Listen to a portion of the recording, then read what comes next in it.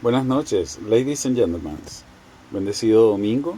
Como siempre damos gracias a Dios por todo lo que nos da. Le damos gracias por la salud, por el techo sobre nuestra cabeza, por el alimento sobre nuestra mesa. Le damos gracias por la familia, por los amigos. Le damos gracias por el empleo, por los estudios, por los proyectos.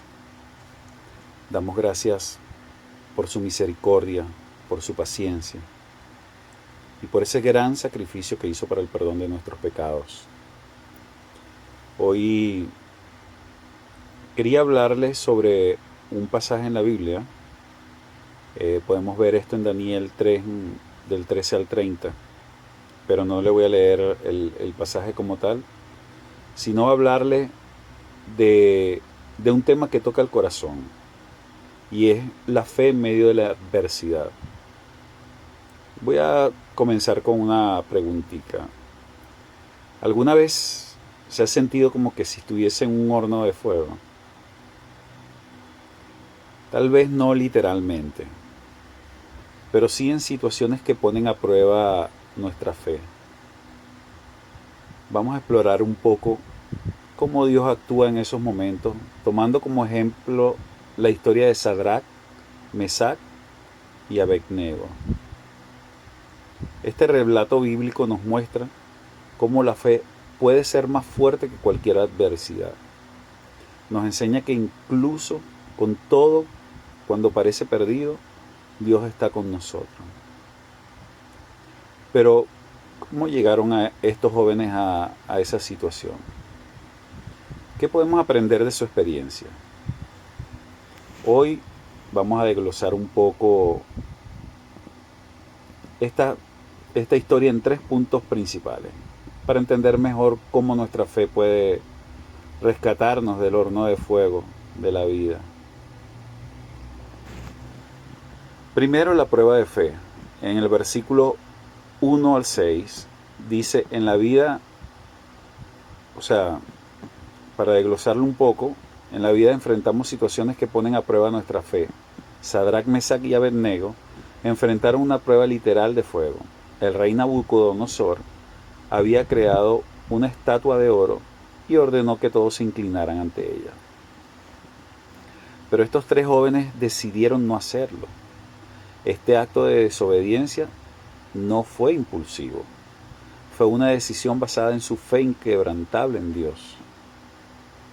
Imagine la presión social y las amenazas a su vida. Sin embargo, eligieron seguir a Dios antes que al hombre.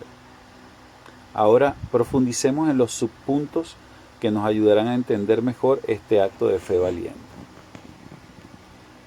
Primero, el desafío a la autoridad. Esto lo vemos en el versículo 12.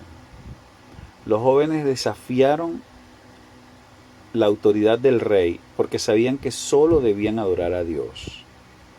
No es fácil ir en contra de todo lo que todos hacen, pero ellos se mantuvieron firmes.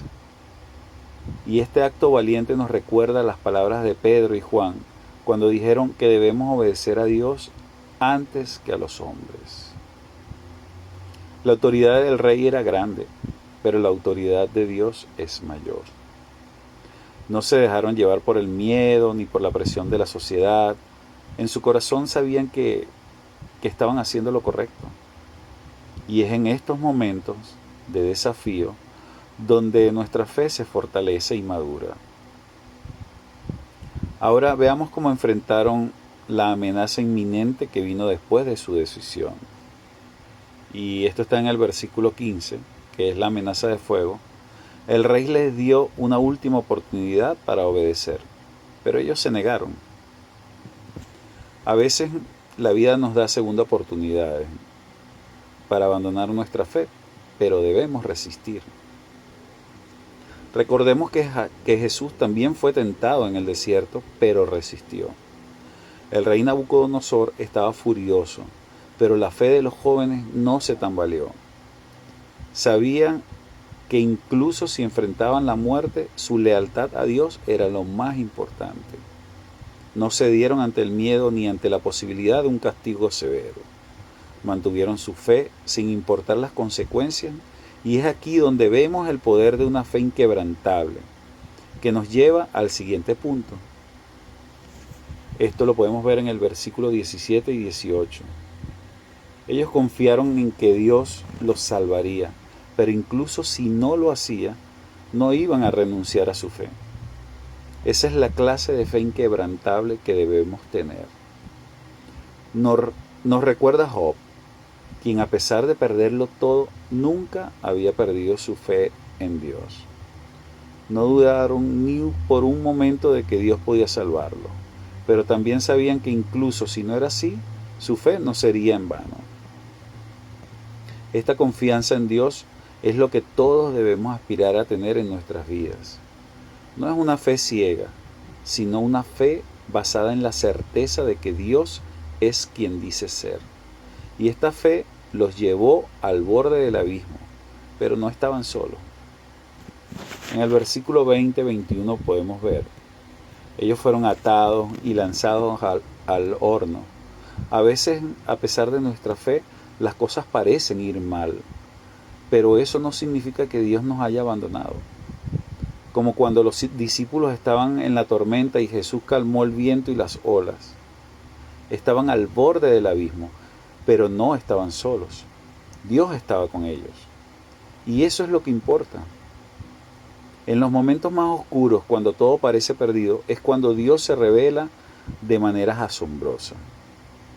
Y así pasamos al siguiente punto principal, que nos muestra cómo Dios no solo está con nosotros en la prueba, sino que también tiene el poder de rescatarnos. Esto lo podemos ver en el versículo 24 y 25. Cuando el rey miró dentro del horno, vio a 4 hombres, no a 3. Dios estaba con ellos en medio del fuego. Y eso es una promesa para nosotros también. Esta presencia divina no es solo una historia antigua, es una realidad para todos nosotros hoy. Dios no nos abandona en ninguna de nuestras pruebas. Él está allí, justo a nuestro lado. Y no solo está allí, sino que tiene el poder de cambiar nuestra situación, de transformar nuestras pruebas en testimonios. Pero, ¿cómo podemos experimentar esta presencia de Dios en nuestras vidas? ¿Qué significa realmente que Dios esté con nosotros en el horno de fuego? Bueno, esto lo vamos a ver en unos subpuntos el día de mañana. Por honor al tiempo. Mil bendiciones.